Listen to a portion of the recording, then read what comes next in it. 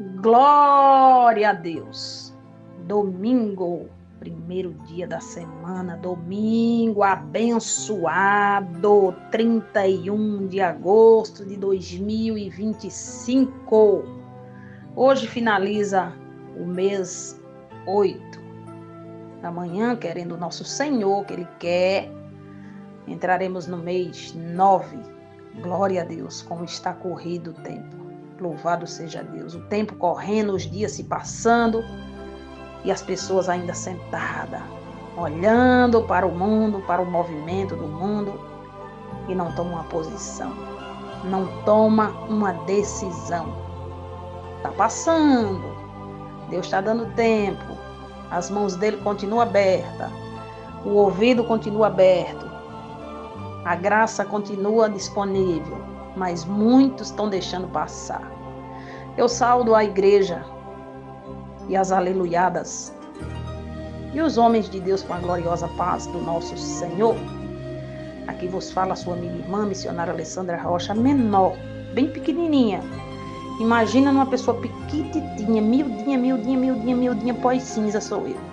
Mas hoje iremos falar sobre um tema muito peculiar.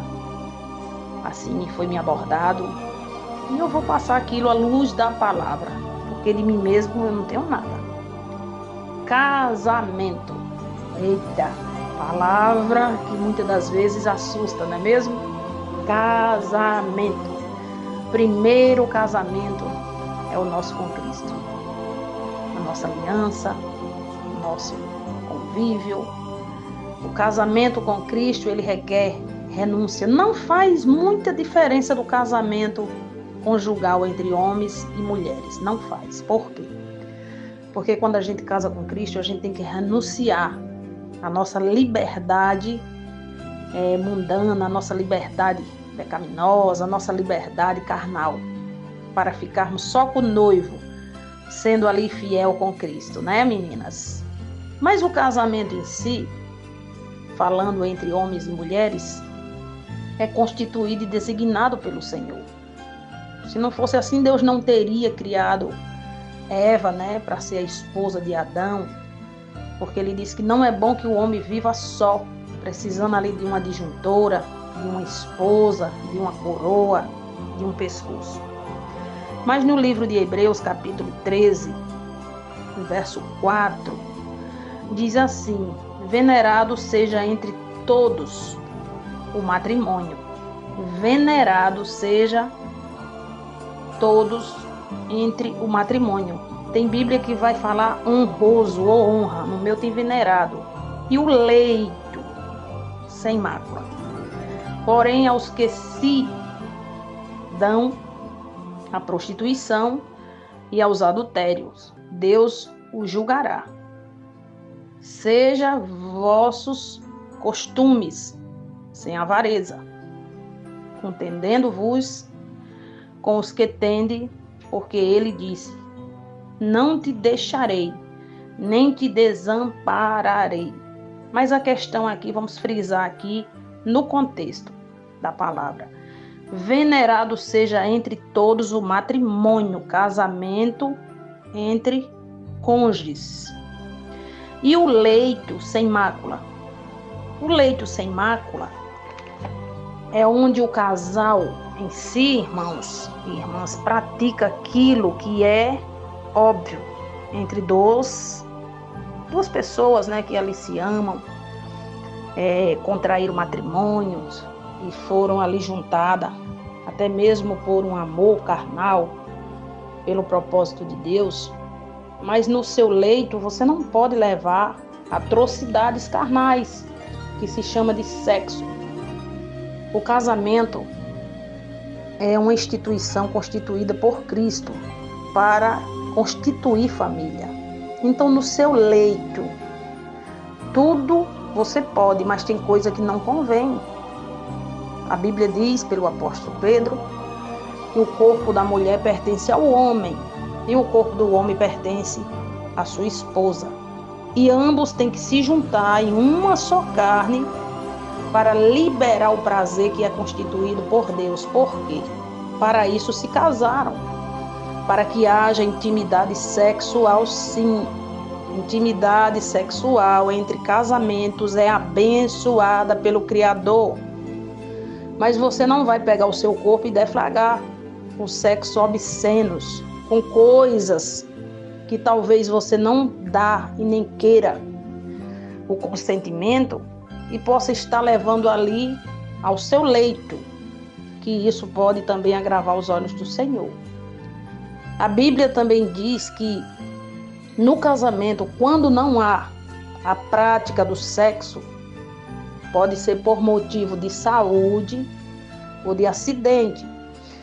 Um dos cônjuges tem que se tratar, porque quando um nega ao outro a liberalidade do prazer, já começa a entrar o pecado por uma das partes.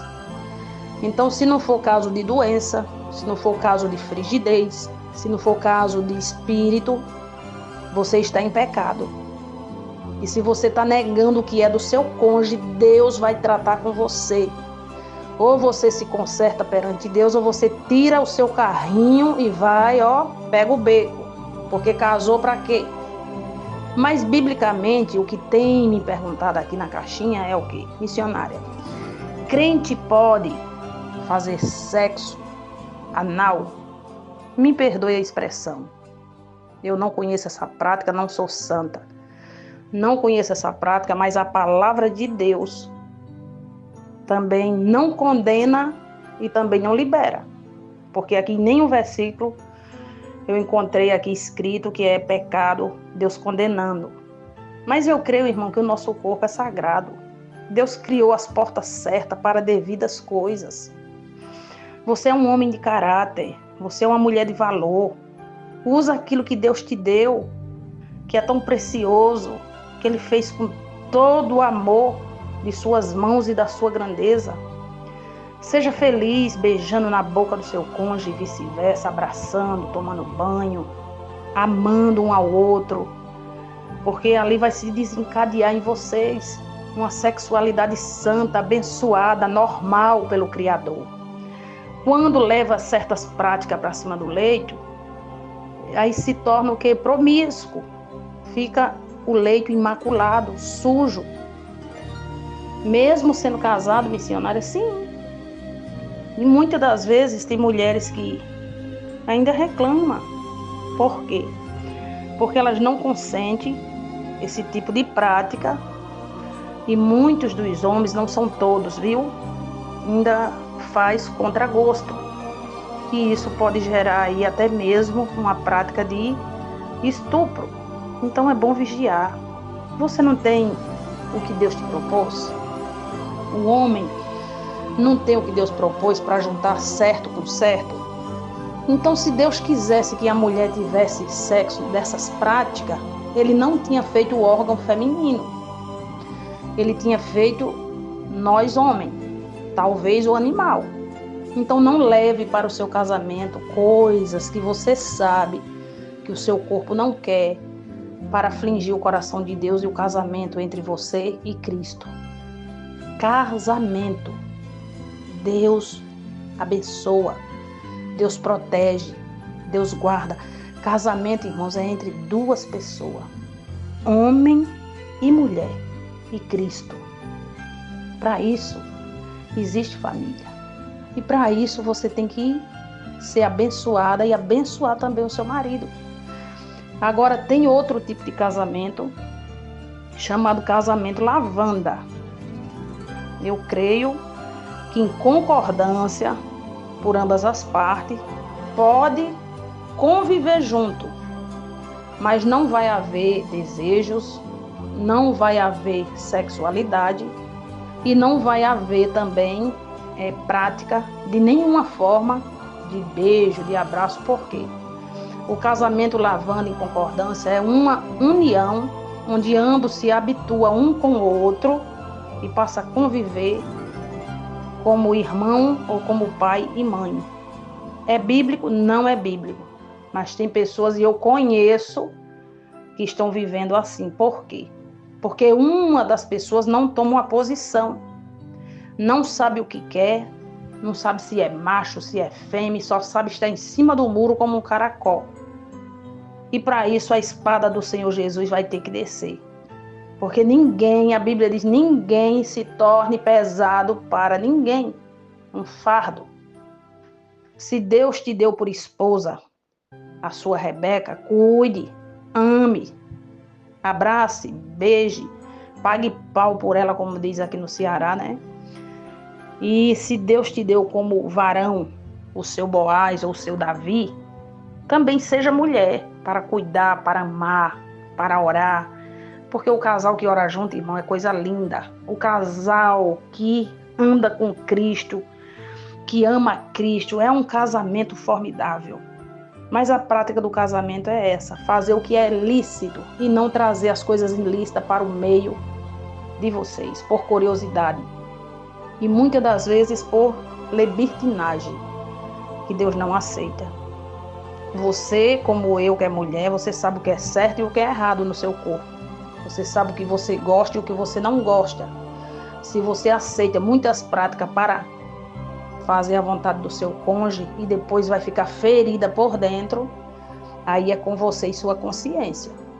Mas seja a mulher que Deus preparou para essa pessoa. Davi teve inúmeras mulheres. A primeira esposa de Davi se chamava Mical. E Davi amava mais a Betseba.